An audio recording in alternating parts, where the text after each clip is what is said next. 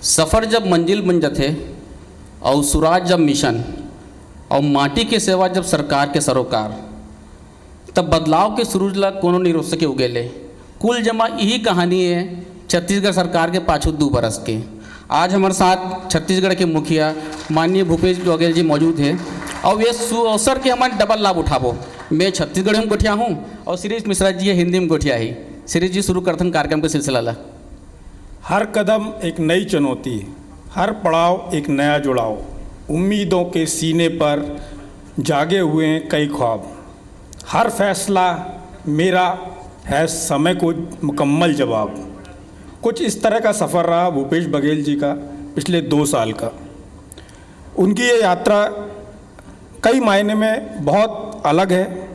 प्रदेश का हर हिस्सा अध्यक्ष के रूप में, कांग्रेस अध्यक्ष के रूप में उन्होंने देखा, सुना, समझा है और मुख्यमंत्री के रूप में जिस तरह से काम कर रहे हैं उस पर हम उनसे बात करेंगे कि पिछले 2 साल में ऐसा क्या रहा जो छत्तीसगढ़ के लिए एक उल्लेखनीय रहा। माननीय भूपेश जी, आपका बहुत बहुत स्वागत है और सबसे पहले आपको बधाई। 2 साल जो आपने काम किया है जिसमें कोविड का भी कार्यकाल रहा और कोविड के कार्यकाल में आपकी सरकार ने सर माइक ऑन हो गया। कोविड कार्यकाल में आपका जो काम रहा है वो पूरे देश भर में सराहा गया। आपने ना सिर्फ इस प्रदेश के लोगों का बल्कि जो दूसरे लोग यहाँ आए उनके साथ भी आपने जो बर्ताव किया, जो उनकी सेवा करी, वो अपने आप में एक उल्लेखनीय है। जी 2 साल पहले जब चुनाव हुआ तब किसी ने नहीं सोचा था कि छत्तीसगढ़ में 3/4 बहुमत से कांग्रेस की सरकार बनेगी। हमारे साथियों को पूरा विश्वास था कि हम स्पष्ट बहुमत से जीतेंगे, लेकिन छत्तीसगढ़ की जनता ने हमारी पार्टी को भरपूर आशीर्वाद दिया और हम 3/4 बहुमत से जीतने में सफल रहे। तो जितनी बड़ी जीत उतनी बड़ी जिम्मेदारी, लोगों से किए गए वादे पूरा करना और सामने बहुत सारी चुनौतियाँ। पहला जो साल है निश्चित रूप से लोकसभा चुनाव, नगरीय निकाय चुनाव, पंचायती राज चुनाव, फिर 3 उपचुनाव के साथ साथ जब दूसरा साल आया तो कोरोना वैश्विक महामारी से पूरे सबका जीवन प्रभावित हुआ। ऐसा कोई व्यक्ति नहीं है जिससे अछूता रहा हो। इस बीच में हम लोगों को काम करना था। हमने बिना समय गंवाए सारे साथियों के साथ मिलकर, न केवल मंत्रिमंडल के साथी बल्कि विधायक साथी, जनप्रतिनिधि, सामाजिक संगठन, राजनीतिक दल के हमारे पदाधिकारी, हमने ऐसा कोई वर्ग नहीं है जिसको हमने साथ ना लिया हो, चाहे आदिवासी हों, चाहे मजदूर हों, चाहे किसान हों, चाहे व्यापारी हों, चाहे उद्योगपति। जैसे जैसे समय आया और जो परिस्थितियां बनी उसके हिसाब से उन सब का सहयोग लेते हुए हमने काम करना शुरू किया। और पहले दिन ही लोग तो शपथ लेने के बाद सब अपने इष्ट मित्रों से, रिश्तेदारों से, बड़े बुजुर्गों से आशीर्वाद लेने जाते हैं। हम सीधा हमारे नेताओं को एयरपोर्ट में हमने उसको विदा किया और सीधा मंत्रालय गए और वहीं से काम शुरू किया। ऋण माफ़ी का पहला काम और दूसरा 2500 रुपये क्विंटल में धान खरीदी का फैसला। ये बताता है कि हमारी प्रतिबद्धता क्या है। हमने पहले से सोच लिया था कि हमको क्या क्या करना है, कितने समय सीमा में करना है। तो हमारे पास स्पष्ट विज़न था और इसके हिसाब से हम लोगों ने काम शुरू किया। तो जहां हम लोगों ने ऋण माफ़ी करके, ऋण माफ़ी उस समय भी लोगों के मन में शंकाएं थी, जो लोग धान बेच चुके हैं और उसके पैसे का क्या होगा, वो तो ऋण में समायोजित हो गया।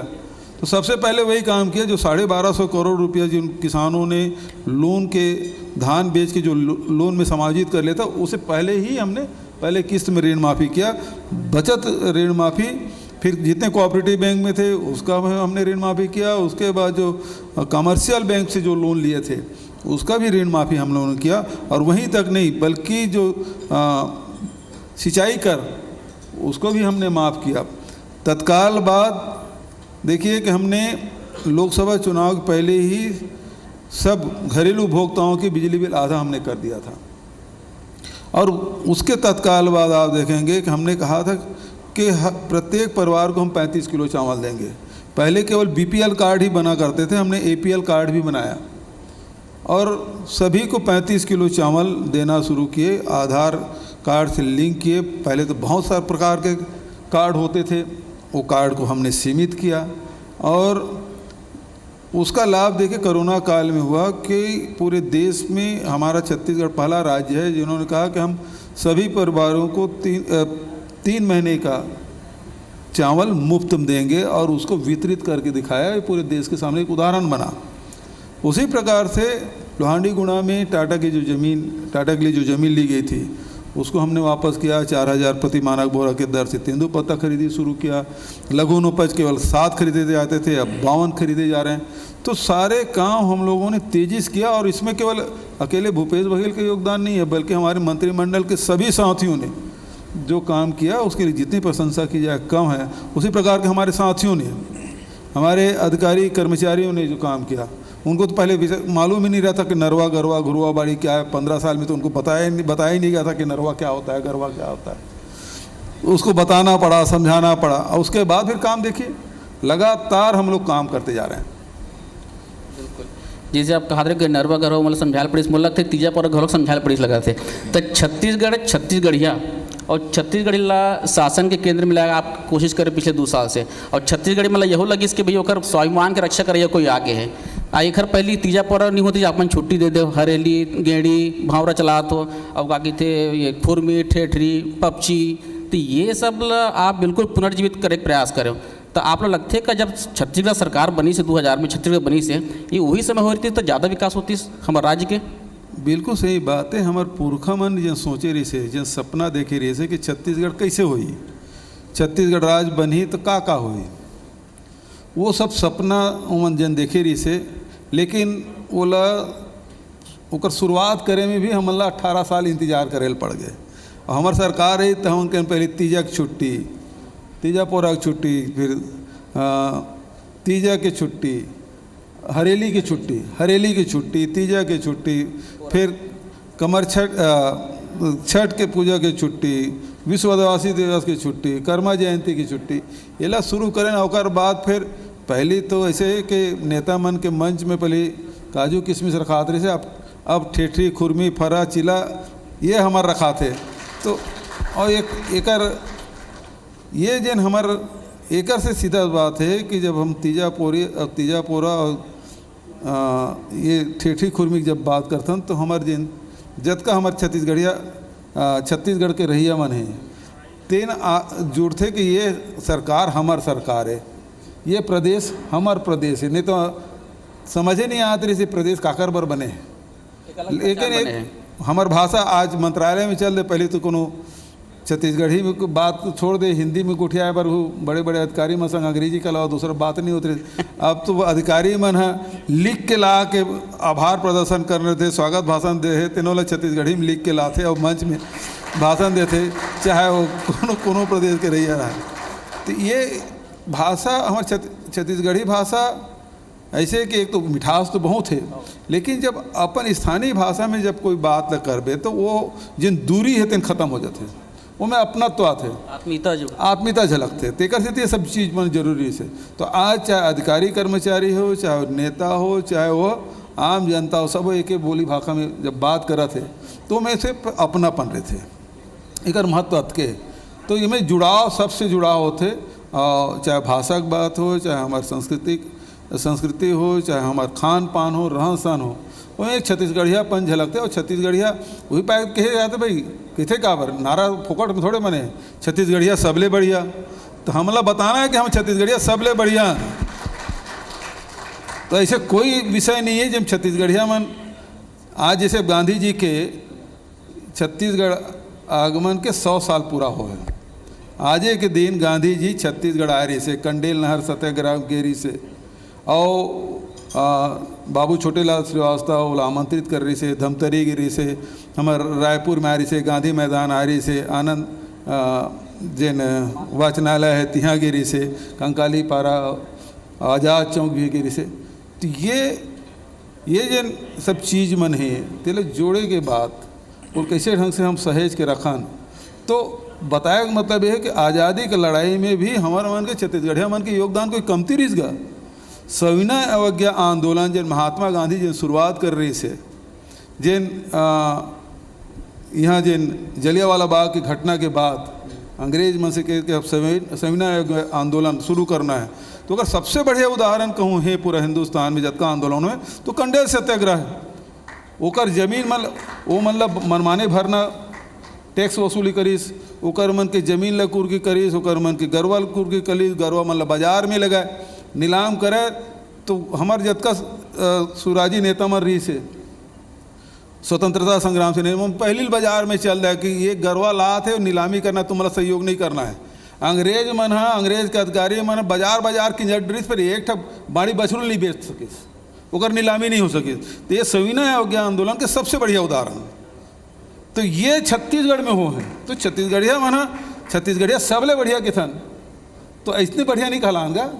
हर युग में, हर परिस्थिति में, हर समय में जिन बात ल कहथन तेल करथन हम। भूपेश जी, आपने बात की छत्तीसगढ़ी की और छत्तीसगढ़ी भाषा बोली की, तो जिस तरह से अंग्रेजी स्कूल खोलने का आपने एक अभियान चलाया, तो छत्तीसगढ़ी भाषा बोली को 10वीं तक कंपलसरी करने के बारे में कोई विचार है स्कूलों में, सभी स्कूलों में? अभी हम लोग अभी तक के 52 स्कूल को चिन्हित किए हैं जिसमें अंग्रेजी माध्यम से पढ़ाई होगी। हम अपने ज़मीन नहीं छोड़ना चाहते, ज़मीन में रह के आसमान छूना चाहते हैं। तो हमारे बच्चे जितना ऊंचाई जाना चाहते हैं उसको अवसर हमको प्रदान करना है। हमारे बच्चे यहाँ से निकले, चाहे देश के किसी कोने में जाए या दुनिया के किसी कोने में जाए, उसमें झिझक नहीं होना चाहिए। भाषा के नाम से, अंग्रेजी के नाम से, आज अंग्रेजी विश्व की भाषा हो चुकी है, तो यदि उसमें हमारे बच्चे पढ़ेंगे तो निश्चित रूप से दुनिया में जाके अपनी बात कह सकते हैं। और छत्तीसगढ़ के बच्चों में कोई प्रतिभा की कमी है क्या? केवल अवसर की कमी है। नहीं तो बस्तर के बच्चे नीट में पास हो रहे हैं, सरगुजा जसपुर के बच्चे जेई और नीट और MBS सब कुछ में आ रहे हैं, अबूझमाड़ के बच्चे डॉक्टर और इंजीनियर बन रहे हैं। तो हमारे बच्चों को अवसर नहीं मिल रहा है, तो हम अपने बच्चों को अवसर देना चाहते हैं। और अगले साल हम 100 अंग्रेजी स्कूल और खोलेंगे जो ब्लॉक स्तर पे होगा, सभी ब्लॉकों में हो जाएगा, ताकि हम शिक्षा को सस्ता करना चाहते हैं। बहुत सारे हमारे जो लोग हैं आर्थिक रूप से कमज़ोर हैं, अपने बच्चे को अंग्रेजी माध्यम में पढ़ाना चाहते हैं, लेकिन उसकी पूरी कमाई है वो बच्चों की पढ़ाई में चली जाती है। तो ऐसी स्थिति में उनके आर्थिक स्थिति को ध्यान में रखते हुए उच्च गुणवत्ता युक्त पढ़ाई हमारे बच्चों को मिल सके, ये हमारी कोशिश है।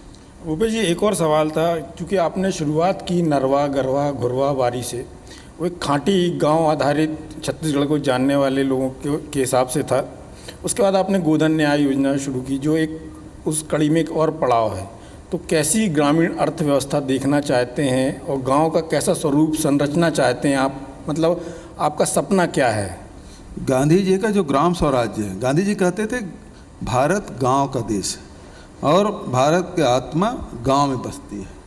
तो यदि हम लोगों ने गांधी जी के इस 85 वर्षगांठ के अवसर पर सुराजी गांव की शुरुआत की, और ये जो नरवा, गरवा, घुरवा बाड़ी जब बात करते हैं ना, तो ये अब इसको थोड़ा सा अंग्रेजी में बोलेंगे इन्वायरमेंट, आज ग्लोबल वार्मिंग हो रहा है, तो लोगों को लगता है बहुत बड़ी बात हो गई है, ग्लोबल वार्मिंग हो रहा है तो अंतर्राष्ट्रीय समस्या। हम नरवा गरवा की बात करते हैं तो छत्तीसगढ़ियापन लगता है, लेकिन वो हमारा अपना है, लेकिन बात तो वही है। और वो लोग जो नहीं कर पा रहे हैं वो हम कर रहे हैं। आज जब हम नरवा का काम शुरू किए हैं, पहले ही साल ही राष्ट्रीय स्तर पर हमारे सूरजपुर को नरवा वाले कार्यक्रम में पहला स्थान मिला है और बिलासपुर को दूसरा स्थान मिला है। तो प्रथम दो इनाम तो हम ले आए हमारा जो। लेकिन ऐसा नहीं है कि उसमें हमने टेक्नोलॉजी का उपयोग नहीं किया। सैटेलाइट से जो इमेजेस हैं, जो फोटोग्राफ्स लिए गए हैं, ज़मीन के नीचे क्या क्या चीज़ें हैं, कहाँ कहाँ फ्रैक्चर्स हैं, कहाँ कहाँ लिनामेंट है, उसको कैसे हम वाटर रिचार्जिंग कर सकें, तो बहुत कम खर्चे में उस वाटर रिचार्जिंग हमको करना है। तो और ये हमारे छत्तीसगढ़ में 30,000 नाला है। मुझे इस बात की प्रसन्नता है कि यदि हिमालय की तराई को छोड़ दें तो सबसे ज़्यादा यदि नाला, नदी नाला कहीं है तो वो हमारे छत्तीसगढ़ में है, हिंदुस्तान में और किसी राज्य में नहीं है जो छत्तीसगढ़ में है। लेकिन दुर्भाग्य है कि सिंचाई हमारे सबसे कम है। जब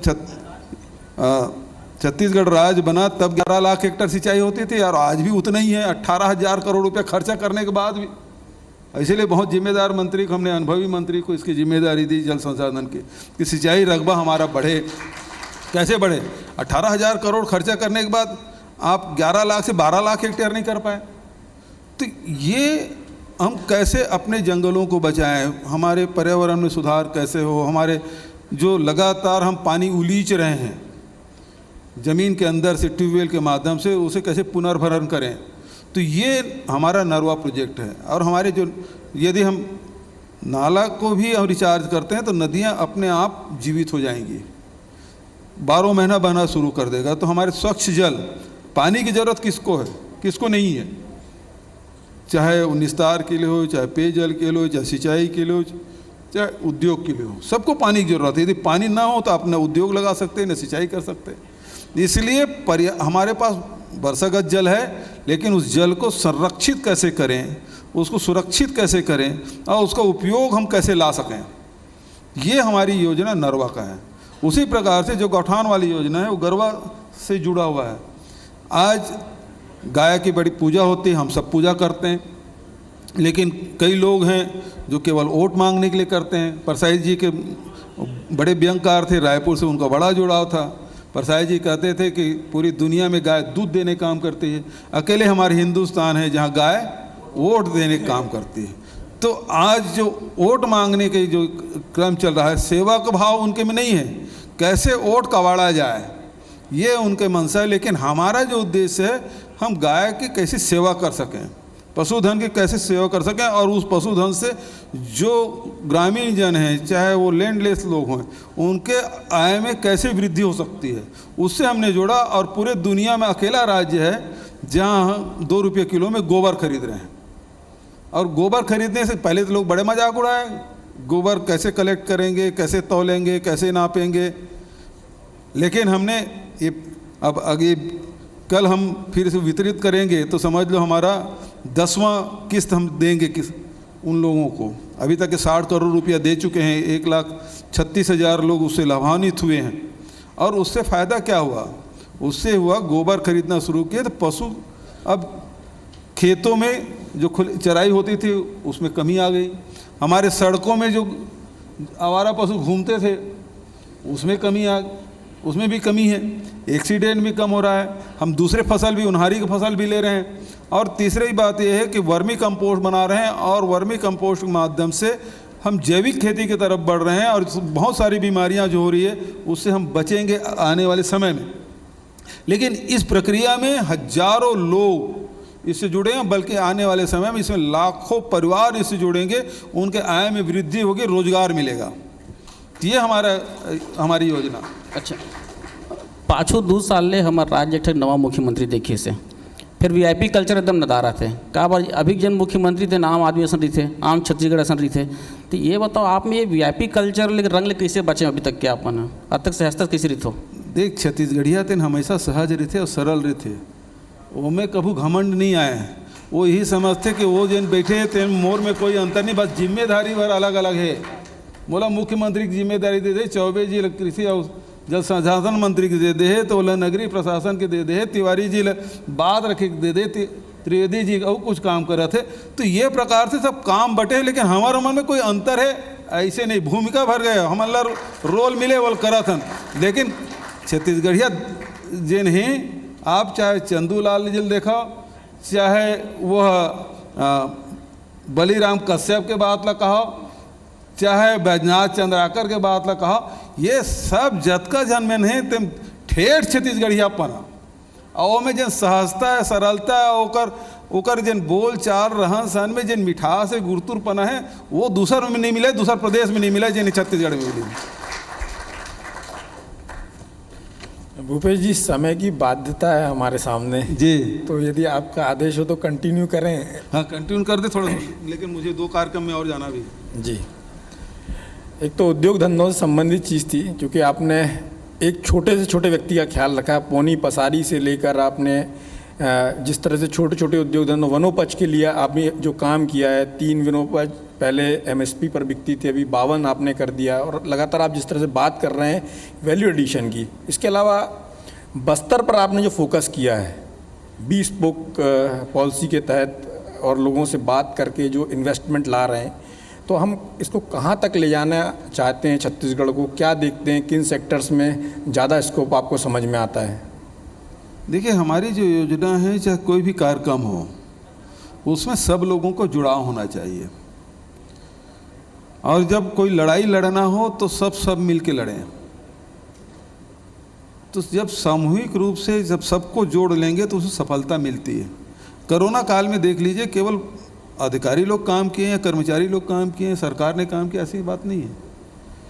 कोरोना काल में ऐसा कौन सा वर्ग है, कौन सा समाज है जिन्होंने बढ़ चढ़कर हिस्सा ना लिया हो? लॉकडाउन किए हो, उस समय लॉकडाउन के समय में सबको भोजन पहुंचाना है, पानी की व्यवस्था करना है, सब्जी की व्यवस्था करना, सफाई करना है, पेट्रोलिंग करना है, जो दूसरे प्रदेश से आ रहे हैं उसके देखभाल करना है, सब लोगों ने किया। उद्योगपतियों से हमने आग्रह किया, भाई जो मजदूर जो दूसरे प्रदेश से आए उसको जाने मत दीजिए, अपने उद्योग में ही, अपने परिसर में उसके रहने खाने पीने की व्यवस्था कर दीजिए। और मैं समझता हूँ कि अकेला राज्य होगा छत्तीसगढ़ केवल जिसमें 26,000 लोग अपने प्रदेश में लौटे होंगे, केवल 26,000, और आए कितने? 7 लाख लोग आए। तो उद्योगपति ने सहयोग किया, और यही कारण है कि संकट काल में भी, कोरोना काल में भी हमारे औद्योगिक जो उत्पादन में उसमें कमी नहीं आई। और यही कारण है कि जीएसटी में हम सितंबर अक्टूबर में टॉप में हैं। उसका कारण यही है। तो ऐसे ही जब उद्योग लगाएं तो ऊपर भी लोगों को लगना चाहिए। जैसे हमने धान खरीदी की या गोबर खरीदी की, तो लोगों ने कहा कि हमारे लिए ये कार्यक्रम हम गरीबों के लिए है, पशुपालकों के लिए है, सब लोगों ने हाथ में लिया। तो जब आप उद्योग लगाएं तो उस समय भी लगना चाहिए कि उद्योग हमारे लिए लग रहा है। तो उसमें होगा कि जितने भी लघु वनोपज से जुड़े हुए जो छोटे उद्योग आप लगा दें वहाँ, तो लोग आपसे जुड़ जाएंगे, विरोध नहीं होगा। तो इसीलिए मैं कह रहा हूँ कि यदि आप बस्तर में लगाते हैं, सरगुजा में लगाते हैं, तो वहाँ जो लघु वनोपज जुड़ रहा है, आप स्टील प्लांट लगाइए, लेकिन उसके साथ साथ एक चाहे वनौषधि का हो, चाहे लघु वनोपज का हो, चाहे फूड प्रोसेसिंग प्लांट हो, किसानों के इस प्रकार के भी प्लांट, छोटे से यूनिट आपकी लगनी चाहिए। उसमें बहुत ज़्यादा इन्वेस्टमेंट नहीं है, लेकिन उससे होगा ये कि वहाँ के जो रहने वाले लोग हैं, चाहे किसान हो चाहे आदिवासी हो, उसको जो उसके उपज की कीमत मिलेगा और उसको वहाँ रोजगार भी मिलेगा, तो लगेगा कि ये हमारे लिए काम कर रहा है। तो हर काम में लगना चाहिए, छत्तीसगढ़ के लिए, छत्तीसगढ़ के लोगों के लिए, हमारे विकास के लिए, हमारे उन्नति के लिए ये जुड़ाव होना चाहिए। इसलिए मैंने सारे उद्योगपति से कहा है कि आप अपने उद्योग लगाएं, लेकिन साथ साथ फूड प्रोसेसिंग भी प्लांट, छोटे से यूनिट लगनी चाहिए, लघुपन से जुड़े हुए लगना चाहिए, वनौषधि से जुड़े हुए उद्योग लगना चाहिए। तो इससे होगा क्या, सबका जुड़ाव होगा और बहुत तेज़ी से हम आगे बढ़ेंगे। अभी गौठान के काम किए हम लोग, नोडल विभाग हमारे रविंद्र चौबे जी के पास रहा है। 6,000 गांव में हमने गौठान निर्माण कर लिया है या बनने जा रहा है। एक गांव में 10 एकड़ भी हमने ज़मीन यदि आरक्षित की है तो समझ लो 60,000 एकड़ ज़मीन हमने सुरक्षित कर ली, लेकिन कहीं भी कोई विवाद हुआ हो, क्योंकि ये गौठान उसके लिए हमने बताने में सफल रहे कि गौठान आपका है, ये सरकारी नहीं है, सरकार आपके लिए कर रही है। तो उसी प्रकार के जुड़ाव सब चीज़ों में होना चाहिए, तो निश्चित रूप से हमको सफलता मिलेगी। और मैं समझता हूँ ये जो पॉलिसी है, अभी हम लोगों ने 103 MOU किए हैं, जिसमें 42,000 करोड़ के इन्वेस्टमेंट होने वाला है, और इसे धरातल में हम बहुत जल्दी लाएंगे ताकि यहाँ के नौजवानों को रोज़गार मिल सके।